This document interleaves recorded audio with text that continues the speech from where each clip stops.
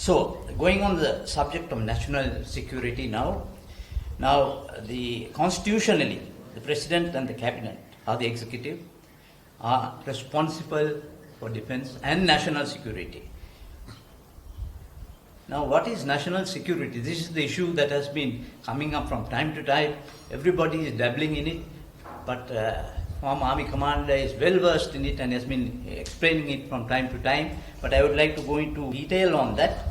What is national security? It's the responsibility of the executive, and it is the capability of a nation to overcome multi-dimensional external or internal threats to its sovereignty and the well-being of its people, which includes their values, their ways of life, the territory of the country, its resources, and its survival as a nation.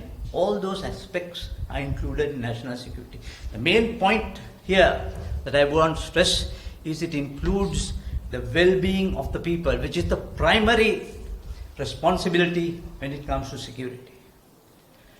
Well-being of the people includes their way of life, so you cannot restrict the freedom of the people, and it's a part of national security.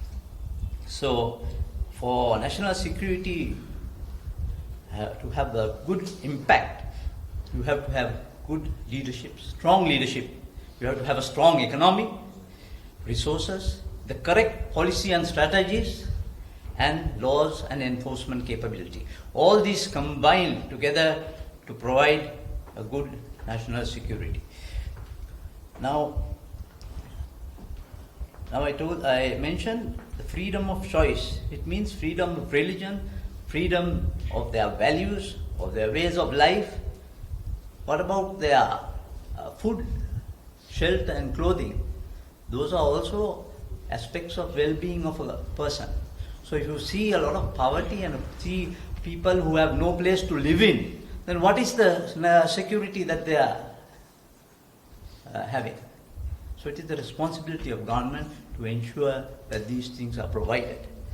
What is the safety that you can provide? Safety is not only physical safety of the person. So next, economic security. They have spoken about economic security before. If you don't have a strong economy, then you cannot have a good national security program, and it is vital. Indebtedness, loans, these are problems which a country will face, and then when you take loans, you are indebted, you are under obligation to various other countries, and then automatically your national security can get compromised. Food security, everybody knows about that. Now, we must have the capability of having self-sufficiency in at least the basic foods. Because if we do not have that, any problem of neighboring countries which supply us with food will affect us. So we cannot have that situation arising in a country. Coming to the more dangerous aspects of national security, we have to do a threat assessment. A threat assessment has been done and we have made plans for those things. These require action prioritized in terms of likelihood and impact. These threats, every single small threat cannot be taken as national security. You must analyze it on the aspect of how likely it is to happen and what is the impact it will have on the country. We have policies and strategies to combat extremism, terrorism, insurgency, separatism, etc. These are all in our policies, and we have the strategies to implement these things. Now, actually our first line of defense, if you ask me, are actually the people of the country. They are the eyes and ears of even the defense establishment. So we have to train our people from a young age. Children have to be trained to observe what is going around them. They must have awareness of security. They must have security consciousness implanted in them from an early age, so that everybody, if you go to some of the other countries around the surrounding areas, you will see that they are always watching you. If you do something wrong, immediately it is reported to the authorities. So we have to inculcate that in our population. Now, the armed forces are the bulwark of the national security. And we have policies and strategies to reform the governance structure which controls the Ministry of Defense, the armed forces where necessary, train with infusion of technology and equip them to face the emerging challenges of the future. Now we have to revamp intelligence. We have plans for that, to make it more effective, more efficient, and improve the cyber security strategies. Now, national security is the most important factor for the survival of a nation. It permeates every aspect of governance. That is the crucial thing that must be remembered. Now, a good national security strategy is what? It is one which prevents or eliminates threat before it causes damage. A massive and costly difference lies between prevention and overcoming. Overcoming is reactive. Prevention is proactive. So in essence, national security should be the strongest and the most vital strand which runs through the fabric of good governance, paving the way for a successful country. Now, look at the recent history of our nation, coming in from the 1970s. All the front-runner candidates, except the general here, belong to two main parties. Now, if you look, that means they cannot extricate themselves from the bonds of that party. They are bound to those parties. And if you look at the history of these parties, you will see that in the history of recent history of our country, these parties have taken this country to the brink of disaster, starting with 1971 insurgency, 89, the LTT problem, which started in 1977 and went on till the end of the war.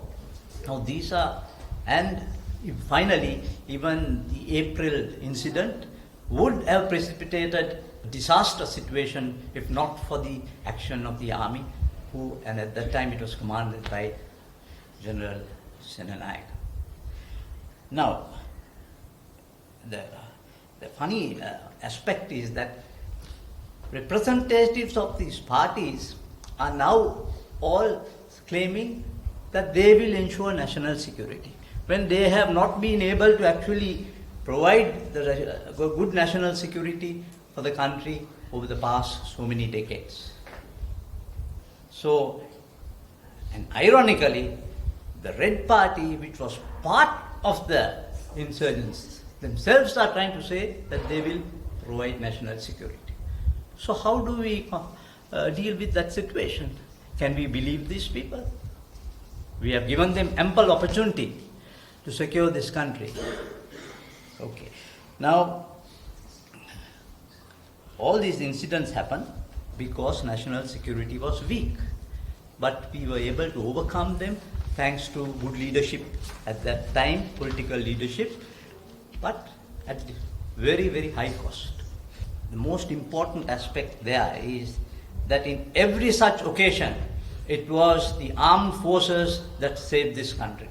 In every such disastrous situation, the politicians or the political parties, were responsible in creating those situations. It was not the people who created it. Certain elements of the people, yes, but who was in command? Who were the political parties in command? And eventually, it lands on the armed forces who saved the country. Even when it came to the April incident, it was the armed forces led mainly by the army, by General Senanayake, which brought an end to the problem. So we must never forget the services that the armed forces have done to this country, and we should be grateful. Now, the last aspect that I want to emphasize on is, I told you what national security implies. We have to counter both external and internal threats. But what if you bring in an internal threat which will scuttle the freedom of our people. You don't need an external foe to do that.